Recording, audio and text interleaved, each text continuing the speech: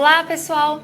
Eu sou a Biana Oliveira, estarei com vocês aqui no Conexão Educativa pela TV Alegria, todas as quintas-feiras, às 19 horas, para falarmos sobre educação, entretenimento, relacionamento socioemocional, comunidade escolar, entre outros. Eu sou especialista em psicopedagogia, alfabetização e letramento.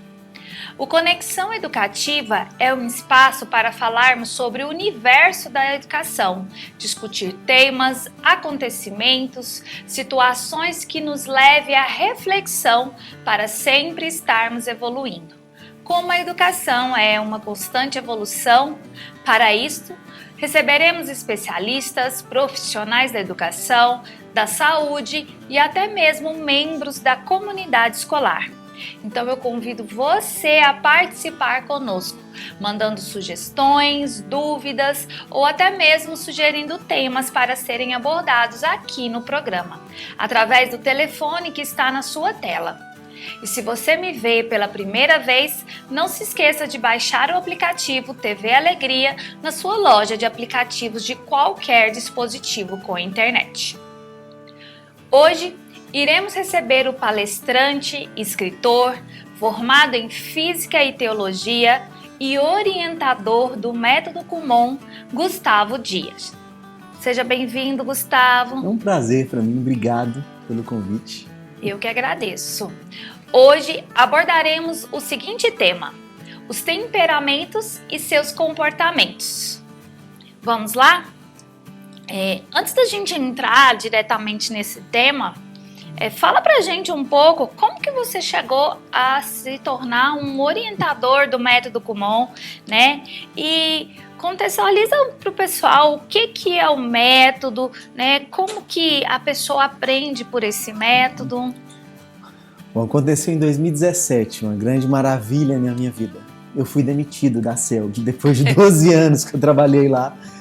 Fizeram um acordo e me mandaram embora. E nesse momento eu procurei o que fazer. E na virada do ano, soube sobre o Método Kumon, mas não, para mim ficava um pouco complexo. Tinha 2 filhos para criar na época e demoraria muito para eu poder abrir a franquia se eu participasse do processo. Mas na virada do ano, depois que minha filha começou a chorar porque não queria voltar para a escola. E aí ela, como eu já sabia, a gente tinha estudado um pouco sobre o Kumon, citei para minha filha sobre o Kumon. Ela falou: nossa, pai, que ela ama tudo novo, né? Mas filha, peraí, papai tá desempregado. Aí ela foi, pegou as moedas dela, colocou no meu colo, falou assim: para ajudar a pagar, papai. Que gracinha. Então aí, bem, sem saída, sem argumento, minha esposa levou ela para poder fazer o diagnóstico do Kumon. E minha filha, a gente lia para ela desde que ela nasceu, desde que estava na barriga, a gente lia para ela todo santo dia, mas ela não gostava de ler. Quando começou no Kumon, na primeira semana, ela acordou 7 horas da manhã para poder ler a história dos bloquinhos. Eu falei: uai, você não gosta de ler? E eu vi a transformação que aquilo foi fazendo na minha filha. Eu fui buscar ela no Kumon, ela não queria ir embora. Não, papai, eu tô lendo um gibi. Mas você não gosta de ler? Eu fui vendo essa transformação que foi acontecendo na vida da minha filha. E eu e minha esposa já éramos missionários da APEC, Aliança em Prol de Evangelismo de Crianças. Então, o nosso hobby nas férias era pegar os meninos e fazer viagens missionárias. Então, e desde os 16 anos que eu trabalho com crianças na igreja, no Ministério Infantil, com fantoche. E eu vi que uniria o meu hobby a minha profissão. Daí eu falei: não, é isso que eu quero fazer pelas crianças. E aí em 2018, em julho de 2018, nós abrimos o Kumon da Vila Nova. E estamos lá, vai fazer 7 anos ano que vem. Muito bacana, né? Eu fui orientadora do Método Kumon por 2 anos, há um bom tempo atrás. E super indico, eu tenho muitos pacientes, quando chega pacientes adolescentes para mim, que estão com muito atraso no conteúdo, né, eu sempre encaminho para o Kumon, porque eles no tempo deles, né, por ser um método individualizado, né, eles conseguem acelerar esse processo deles, né, desse atraso no Sim. conteúdo, que no consultório, né, não é possível fazer com tanta excelência como o Kumon faz, né? Então, eu sempre indico o Kumon. Eu tenho vários pacientes que foram para o Kumon por indicação e sou apaixonada. Meu filho fez, né? Agora a minha caçula vai fazer também. Então, eu digo que não é à toa que os japoneses evoluíram da forma como evoluíram, exatamente, né? E é um método excelente, né? Não é à toa que é a maior escola particular do mundo, né? Você tem uma ideia, tem mais de 60 países e mais de 2 milhões de alunos. A gente vê aquela portinha e não imagina o quanto que é pensado. Então, cada bloquinho autoinstrutivo tem uma equipe de neurologistas japoneses, pós-doutorados em neurologia, para pensar o que é mais intuitivo para a criança, para ela evoluir, para alcançar a automatização do conhecimento. Então, isso é que é o fantástico, que conduz a criança a tornar o conhecimento automático. Porque chega uma criança que lá do 5º, 6º ano vai fazer uma fração. Aí você percebe aquela criança para somar 7 mais 8. Contando o dedinho, Então, ela conseguiu automatizar aquele conhecimento mais básico, que é a soma. E como que ela vai conseguir fazer todos os processos de mínimo, múltiplo, comum, dividir pelo de baixo, multiplicar pelo de cima, levar o resultado, somar? Então, são muitos processos. Como eu costumo dizer, na matemática você precisa de... É como construir uma parede. Você precisa das colunas, dos alicerces, né, bem fundamentados para poder construir a coluna de cima. É verdade. Eu sou encantada, sou suspeita para falar, mas é um método maravilhoso. E vamos lá falar sobre esse tema, né, que também é um tema que nos aguça muito, né, que são os temperamentos e os comportamentos. Fala pra gente o que são os temperamentos, e como que eles vão influenciar nos comportamentos das pessoas. Vamos por parte, né? O que são os temperamentos? Temperamento seria o tempero das emoções que a pessoa já nasce com ele, né? A pessoa nasce com ele, né? Nasce com ele. Então, o tempero, e claro que não é algo fechado. A pessoa não é apenas melancólica, não é apenas fleumática, ou só sanguínea, ou só colérica. Então, é uma mistura da individualidade. Tem muitas coisas que já nascem do DNA, e uma delas é o tempero das emoções, né? E o que a gente percebe? Que muitas vezes esse temperamento é diferente dos pais. Dos pais, do cônjuge, do irmão. Do irmão. E como que ele vai influenciar no comportamento das pessoas? Bom, eu costumo... Existem os temperamentos mais extrovertidos, daquelas pessoas que se expõem mais. O sanguíneo e o colérico, né, que são os temperamentos. E os temperamentos mais introvertidos.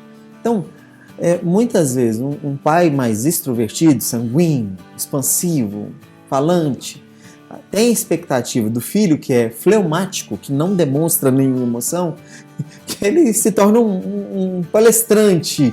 Não que ele não possa se tornar, né? O temperamento não limita ninguém disso. Mas ele não será um palestrante ou alguém que vai se expor da forma como o sanguíneo se expõe. Não vai ser da fala, né? Sim, ele não vai ser da fala expondo as emoções como um sanguíneo faz. Vamos delimitar, né? Como que explica pra gente quais são as características, por exemplo, do colérico. O colérico, ele tem um temperamento extrovertido, mas a marca do colérico seria a cólera. Então ele não vai falar assim, não dou conta. Ele vai falar, não dou conta! O tempero, aí vai falar a mesma coisa, mas do tempero, o mais cólera. E ele tem uma forma assim, extremamente decidido do que fazer, né? Um bom exemplo é Paulo nas Escrituras, né? Uhum. Paulo na Bíblia não é um colérico nato, não. Vamos fazer tal missão, não, mas esse cara aí não vai comigo, não. Decidido, nós vamos fazer, vai acontecer, mas com esse aí... É dominante ali, né? E não se preocupa muito com o que o outro vai pensar, assim, da reação dele. Não, tem que acontecer, tem que acontecer. Uhum. Não atropela mais. E o sanguíneo? O sanguíneo é extrovertido também, mas ele é mais bom vivando. Ele tá mais Ela preocupado ali. maciota.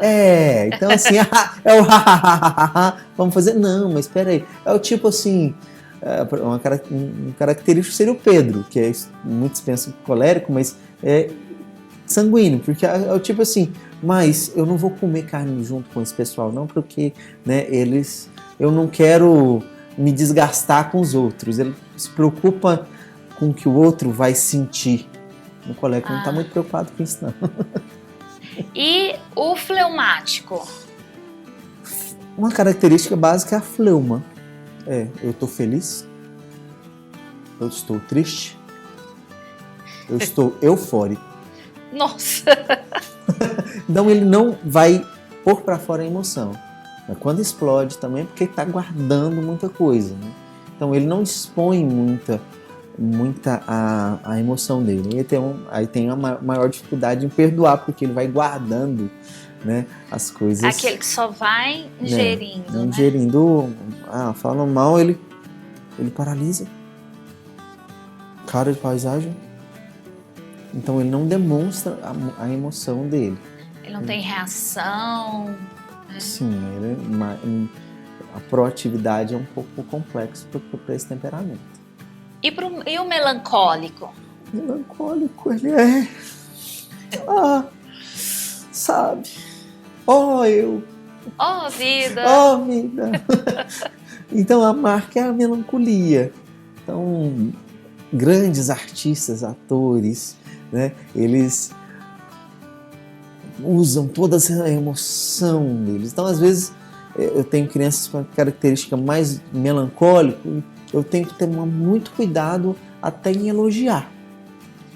Porque se eu elogio expondo demais, falando demais, ela fica com vergonha e chora. Fica com vergonha, meu Deus. Né? Então vamos falar das crianças? Quais que são os desafios que os pais enfrentam, né? Eu não posso nem falar do educador, porque na sala de aula é 30 meninos, né? É importante a gente, né? Se a gente consegue determinar ali, fica mais fácil. Mas vamos ali para o ambiente familiar. Quais são os desafios que os pais vão enfrentar ali ao tentar lidar com esses temperamentos, principalmente quando tem irmãos? Sim. O grande desafio quando tem irmão é entender que cada um é cada um. Cada um é cada um. Cada um é cada um. Porque existe muito a comparação. Muito mesmo a comparação. E assim, às vezes é intrínseca, né? Os pais não querem, mas nossa, mas esse é tão esperto, mas esse tá tirando notas tão boas. Então, acho que a primeira preocupação é entender a individualidade dele. Eu vou dar um exemplo da minha casa. Eu tenho um filho nerd. Então é o tipo que vai buscar, eu atraso 20 minutos para buscar ele na escola, ele já está lá sentado fazendo a tarefa de casa. Para poder ter mais tempo, fazer mais rápido. Aquela nota 10, né? Assim, chega com 8 em matemática e fala, cara, o que aconteceu? E agora, a minha filha, lembra aquela que não gostava de ler? Já a questão dela é os livros, ela é assim, ela tem uma outra característica, né? E minha filha, ela já tem uma característica... Mas aí esse nerd, ele é o quê? Então, um colérico? Não, independente do temperamento... Do temperamento. Eu falo assim, porque ele é mais proativo. Então, quem é esses mais ligadão, assim... Na verdade, o temperamento meu filho seria mais pro fleumático. Fleumático. Agora, não tem saída ele não fazer as tarefas. E ele já descobriu também que ele ganha elogios, que ele, né, a identidade dele é o nota 10, é o que faz rápido, faz as tarefas e tudo e tal. E ele faz Kumon tem 5 anos também, então já o ajuda. Fato de que o Kumon conduz a criança? Todo dia a criança tem um bloco autoinstrutivo para ela fazer sozinha. Então é independente. E ela vai aprender sozinha com aquilo. Com esse treinamento de todo santo dia, se torna algo automático, igual tomar banho. Entendi. Então ele já tem essa característica. Minha filha já tem uma característica, ela ama ler. A menina que detestava ler hoje é a comedora de livros. No aniversário de 13 anos, o único presente que fez minha filha pular de alegria foi livro. A coleção de livros da Anne. A Anne. Ela ganhou de uma coleguinha. E a minha filha tem uma outra característica que ela faz a célula, ela organiza a célula da escola dela. Então ela é bem evangelista. No aniversário de 15 anos ela fez a primeira viagem missionária dela sozinha. Então ela tem uma característica mais abrangente de chamar, de falar do evangelho, de ler a Bíblia, de ler muito. E ele é mais dos números, ele que corrige material do Kumon hoje, começou com 12 anos, saiu corretor de material de matemática. E aí o temperamento dela, por ser assim mais, né, proativa assim nesse sentido, você falaria que é qual? Eu vejo muito temperamento mais colérico dela. Mais colérico.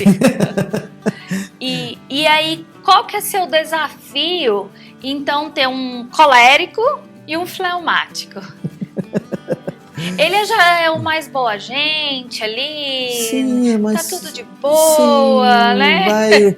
Ele não demonstra muita emoção dele, e ele tem uma pegada muito forte no sanguíneo, então ele é mais bom vivant, né? Não, deixa disso, para com isso e tal. Ela não, tem que acontecer, tem que ser assim, bem incisiva da forma como. E aí, como vocês conduzem isso? Nós vamos dando espaço para cada um ser o que cada um é. Por exemplo, dando espaço para ser o que cada um é. Basicamente isso. Então, nós trabalhamos lá no Kumon Connect. Então, eu contratei o meu filho de 12 anos para poder corrigir o material de matemática, porque ele é mais metódico. Ele consegue... A minha filha, ela já é mais livre. Então, só que a minha filha tem um tato com crianças fora do comum. Então, ontem, uma das minhas funcionárias precisou faltar no período da tarde. Eu não chamei meu filho para atender lá no Kumon, eu chamei a minha filha. E ela já conversa, já sabe tratar com as crianças, já sabe conduzir, falou, não, tem que fazer assim. Mas não tá dando certo, porque você não tá fazendo do jeito certo, a forma é essa. Ela já consegue organizar, né? E como que a gente pode dizer que a genética e o ambiente familiar, eles vão influenciar no desenvolvimento do temperamento de uma criança? Porque ela nasce com esse temperamento, né?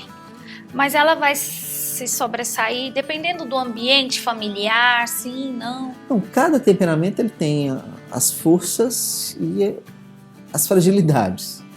Conforme o ambiente que você está, você sabe, vai conduzindo a criança a sobrepor as fragilidades e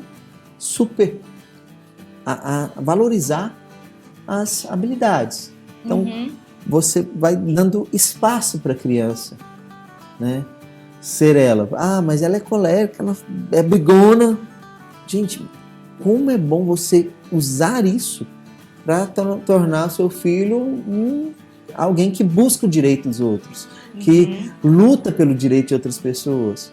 Então, isso vai fazendo. Até no meu livro eu falo de 3 hábitos que vai ajudando a criança a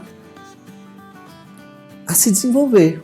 Um deles é escolher um livro para ler junto. Igual você vê uma novela, pega um livro, quando eles tinham lá ele tinha 6, 8, a gente leu todos os livros das Crônicas de Nárnia com eles. Então era como se fosse uma novela. Naquele momento, para a criança, ela vai ajudando a criar imagens na cabeça dela.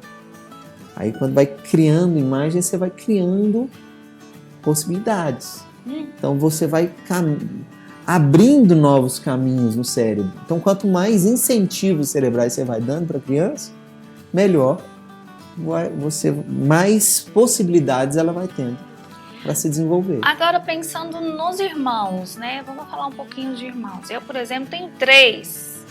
Eu tenho 3 também. Nasceu uma esse ano. Verdade. Vão estar ali crescendo no mesmo ambiente. Como que esses temperamentos vão afetar o relacionamento deles? Eu sempre falo com meus pais, apesar de estar na mesma casa, no mesmo ambiente, é o mesmo ambiente entre aspas. Porque, por exemplo, o meu filho, ele teve uma grande professora que foi irmã dele. Ele teve uma grande professora. Então, cada um ele enxerga o ambiente. Você nunca, eu criei os 2 filhos os 3 filhos, 4 filhos da mesma forma. Nunca. Primeiro porque o meu filho teve uma mãe e um pai já treinadas por uma filha. Verdade. O filho mais velho não vai ter outro filho mais velho, ele sempre vai ser o filho mais velho. O filho do meio é o filho do meio. Ele não sabe o que é ser filho mais velho e nem ser filho caçula. Não. Né? Por exemplo, o caçula, ele não sabe o que é ser filho do meio e ser filho mais velho, né? Então, por mais que eles estejam ali... E o filho mais velho, quando ele chegou na casa de pessoas completamente inexperientes. Verdade. Com um bebê, com uma criança, em lidar com aquilo.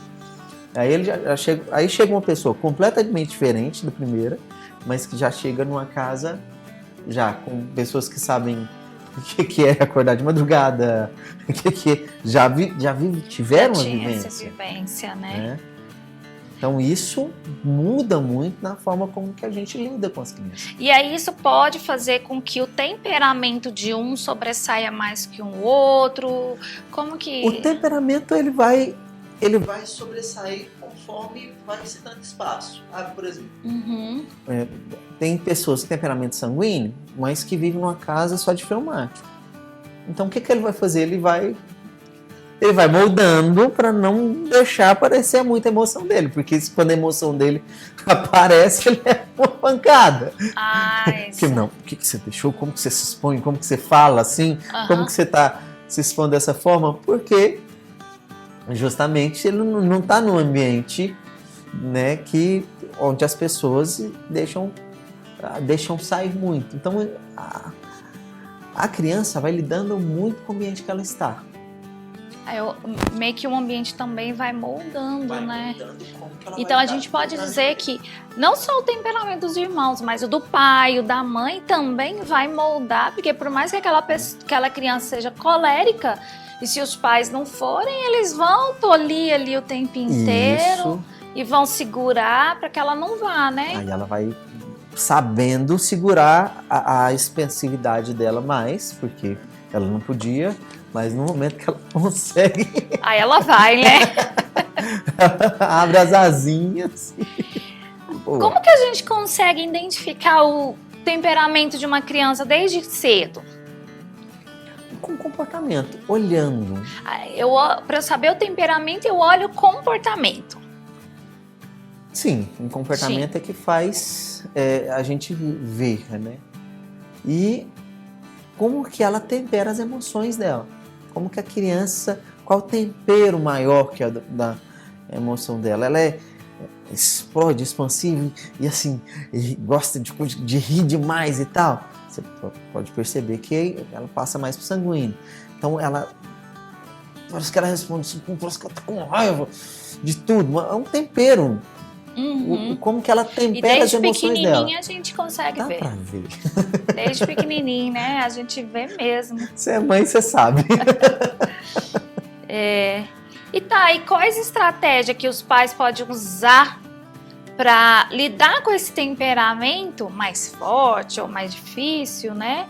O que você traz de estratégia ali para cada temperamento? O que a gente pode estar usando? Dá as dicas aí. Bom, se você tem uma criança mais colérica, você pode usar a facilidade que ela tem de se expor ou de ser incisiva naquilo, a buscar direitos, a representar outros. Por exemplo, eu soube de um adolescente que ela percebeu na sala, na escola dela, meninos ali do 9º ano com conversa mole com as meninas do 6º. Ela já fez um motim, colocou a diretoria para poder algo ser mudado ali. Então, dar isso. Então, e é muito importante você ouvir a sua criança. Porque às vezes a gente não ouve. Não. A gente ouve só pensando no que a gente vai responder, no que a gente vai responder, né? E o sanguíneo, muitas vezes o sanguíneo ele se expõe e muitas vezes ele esconde, né? O colérico, ele, por exemplo, acontece demais no Kumon, não fez o bloquinho do Kumon. Aí o colérico fala assim, não, eu não fiz. Eu queria. Aí o sanguíneo fala assim, não, eu fiz, só não trouxe. Eu só não trouxe. Então, saber e reafirmar. Não, olha, você não falar para a criança, uma criança mais sanguínea que às vezes omite a verdade ou fala uma verdade alternativa. Não fala para ela, não, você é mentiroso, não diga isso. Fala assim, olha, isso não combina com você. Mentira não combina com você. Né? Então, há um temperamento mais fleumático. Dar espaço para ele abrir mais emoção com você.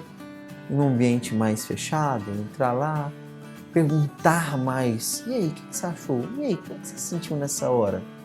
O que você está achando? Que ele não vai falar por si só, né? Você precisa ali perguntando para ver o que você tira, né? Para ver se puxar.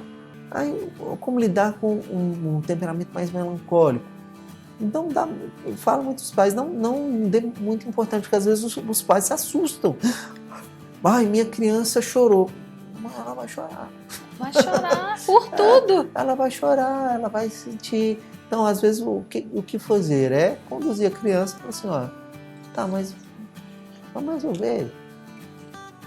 Tá, mas passou, vai ficar remoendo isso? Vamos pra frente. Tá, limpa a lágrima e vamos, levanta. Como diz o outro, sai da cruz que tem gente precisando de madeira. Vai dar certo, vamos embora, né? Vamos. E vai conduzindo, animando. Né? Você acredita que é possível mudar o temperamento? Ele é algo fixo, assim? Ou de acordo que a gente vai crescendo, vai aprendendo, isso vai mudando?